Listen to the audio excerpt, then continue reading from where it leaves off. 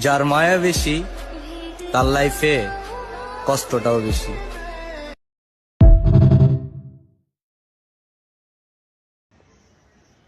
কোথায় যেন শুনেছিলাম, এক হাত দিয়ে তালি বাজে না। সব জায়গায় দুজনের দোষ থাকে না, বুঝলে সোনা?